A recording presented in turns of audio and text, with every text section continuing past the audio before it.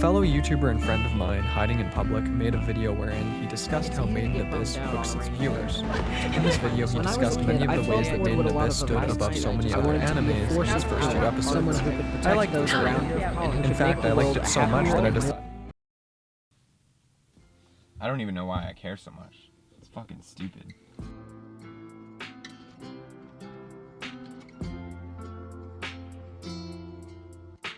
Paratoxic distortion, at least defined by dictionary.com, is a distortion of perception, especially in interpersonal relationships, on a tendency to perceive others in accordance with a pattern determined by previous experiences. The idea, I think, is how you perceive people is different from reality. These skewed perceptions can also be based on a lack of experience and exposure to different views on the world, the way that may not be representative of reality. For me, I think despite my efforts to distinguish my reality from my fantasy, there are parts of me that still believe and want to confide in the idea that the fantasy isn't too impossible. Some negative perceptions have also been compounded by the real-world experiences, and so when I meet people, I always desperately want to know them on a deep level from the immediate. I want to know if I can connect with them, the connection of human understanding, to arrive on the same page, even when holding different books. I'm really bad at this though. I don't know how to concisely get across to people in normal relationships. As much as I am able to put sort of a confident facade on at times to preserve my funny, good relationships, sometimes I'm far too bitter and dark with my humor, making jabs at my friends instead of supporting them, breaking instead of building.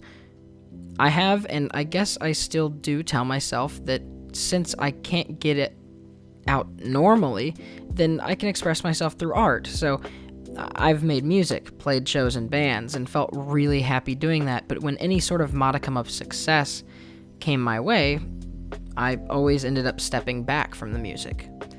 I start making more abstract and weird art. I start, in a way, creating a self-fulfilling prophecy for myself.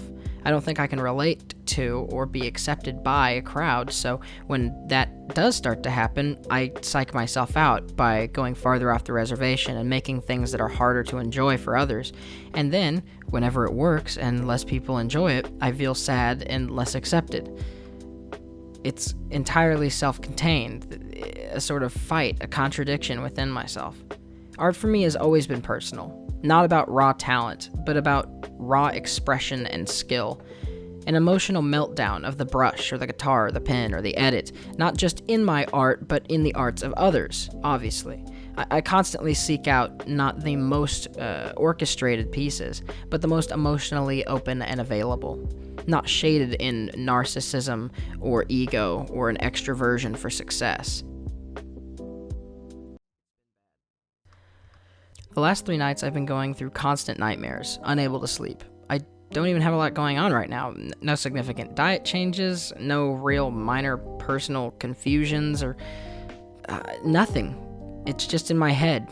It's like I get in my head and I can't get out. I've been on a positive streak for a while since coming back to YouTube, obviously. All my videos, I think, have some sort of a more positive streak than my older stuff did.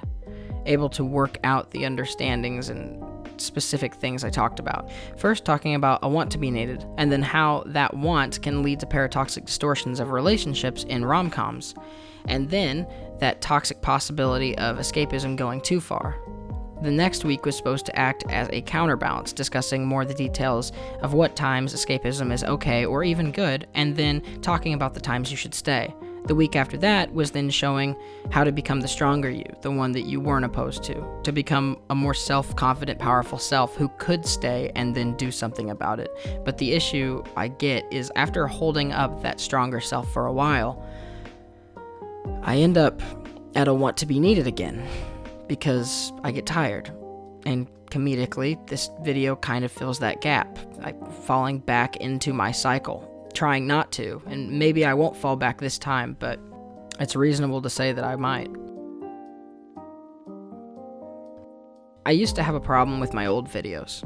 I would feel really, really depressed, but need to turn it into art, so my NHK, Deku Shinji, Eva videos were that for me.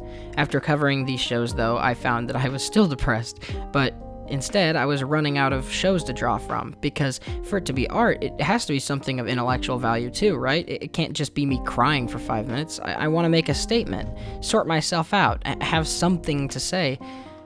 I simultaneously portray myself as the person with it together and the person at the bottom of the pit, and while both of these are me, in a sense, it's far more muddled. The highs and lows are so static and inconsistent. They vary inconsistently. They come about inconsistently. I want to understand myself, but the more I dissect myself, I find that I don't understand the contents more and more. I feel more and more alone. I want to be successful because I can become friends with people I connect with, more people I relate to or have similar interests with. I don't have many of those people in my day-to-day life. I have ambitious projects and ideas I want to do, but I don't have the will, the ability, etc. to make my content appeal to a more common base or denominator. Something inside of me fights against it. I hate doing mainstream, but I mean, I like some things that are mainstream, and what's wrong with me doing something that is that, if it's still something I genuinely enjoy? But it doesn't matter. It doesn't matter how much I logic it out in my head. My body always puts up a fight. I'm just really frustrated with it. What is original content? We are all our own person, and so to be original, we must be ourselves. But even in that process, just existing isn't substantive enough to be interesting or lovable or helpful, and while it is hard to just exist and be nothing else, I don't want to be average either. I want to do something profound. I want to help and achieve, but I can't sacrifice myself to the process. It might be laziness that I justify with metaphors and whining, honestly. But I don't honestly know. I can't read myself that well. I'm an adult, but I can't deal with people. I can't emotionally understand and connect. And I used to hold this as a strength, that I make my decisions only with logic and reason. And while I think that the world would be a better place if more people adopted that, I am naturally in a state of almost full adoption to those ideas. Little of me has what I feel like is the emotional ability to express myself in ways that isn't mechanically plotted out, like love is a graph, or a game, or I'm selecting dialogue box options. When did I become so full of myself that I believe these parasympathetic relationships I developed were valid enough to be fulfilled into regular ones? By watching videos that I deserved a change of normal friendship, and so I made my own content so I could stand on equal ground with them, so they recognized me not as one glancing at a pedestal, but as an equal. I don't know. It's so easy to look at yourself and see your flaws, your inability to competently put together anything, let alone anything truly artistic or profound. I put this on my own personal self-worth often, to see the distance between you and others, knowing you want to catch up, but that their road is different from yours. Is yours longer or shorter? I wanted with this channel just to connect and make friends, people who are like-minded, who struggled similarly to me and could relate to my interests, people who could make more qualitative friends, who were worth keeping around for a lifetime. Sakurasou no Pet Nakanojo, also known as the Pet Girl of Sakurasou, is an extremely underrated series. I mean, while generally being high received and fairly popular, it isn't really brought up very often. The show honestly looks like a straight slice of life harem, down to the aesthetic, but it isn't. Slice of life, partially because it's a stupid term that can't be defined it's very loosely defined, I guess. It's just not a good term. But the show definitely isn't a harem. There are other relationships in the show, and not everyone's interested in the main character. And I'm not going to continue too much. This video isn't a review. The show's been out for a while. I'm talking about an aspect of the show. So I'm not going to mention much in detail. Much of the draw for the show is what I'm going to talk about, and I think that is interpersonal character relationships, dealing with a dorm of eccentric, extremely artistically talented people, with the main character and one other girl merely being average. Do you see where I'm going with this? I watched this show as a freshman in high school, and while it stuck with me, I hadn't retained much. What I did retain was important, though. Through comedy and overly typical anime moments, an idea stuck. Not one quite with complete resolution, and that may be because there isn't one. Not a single one, at least. Paradoxic distortion, at least defined by dictionary.com, is a distortion of perception, especially in interpersonal relationships, on a tendency to perceive others in accordance with a pattern determined by previous experiences. The idea, I think, is how you perceive people is different from reality. These skewed perceptions can also be based on a lack of experience and exposure to different views of the world that may not be representative of reality. For the characters in this show, I think they want to confide in the idea that the fantasy isn't impossible, that they could have happy and successful lives. This is demonstrated to the less ridiculously talented cast multiple times by the more talented cast, that they exist, that there are in fact people who are that talented and can succeed, but the existence of these people does twofold for the less talented characters. The first is that it makes them realize they do exist, and that it is possible to do that, but it also reaffirms a personal self-doubt that they may be too far behind the skill level of these other people to ever be able to catch up or achieve anything on their own, that someone will always be better than them, so why even try? They want to know if they can connect with them, the connection of human understanding, to arrive on the same page even when holding different books, that through mental blockades they can still try to express themselves through art. For the heroine of the story, little of her has the emotional capability to express her feelings in a way that isn't mechanically plotted out. Like love is a graph or a game, and she's selecting from dialogue box options, not fully grasping how to break through.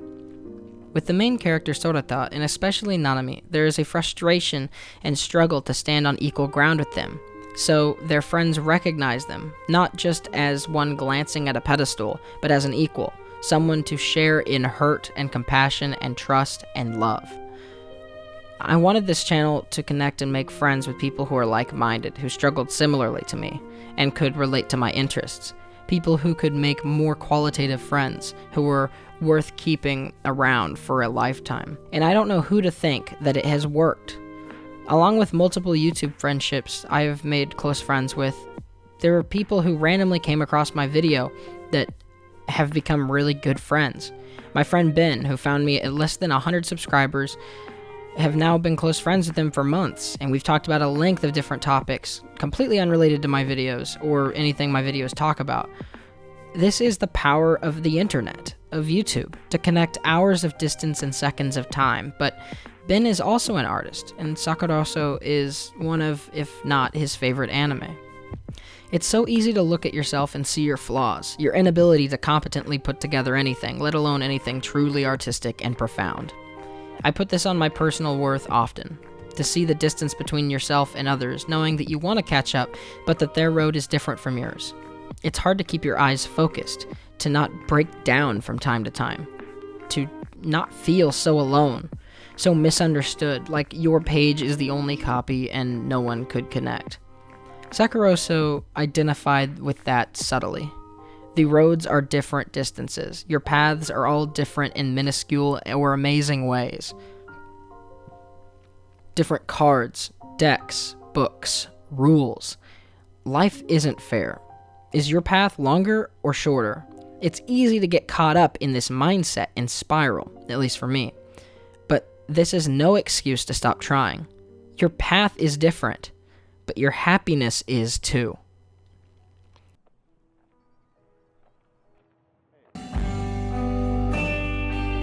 A fellow YouTuber and friend of mine, Hiding in Public, made a video wherein he discussed how Made in Abyss hooks its viewers. In this video, he discussed many of the ways that Made in Abyss stood above so many other animes in his first 2 episodes. I liked those around. In fact, I liked it so much that I decided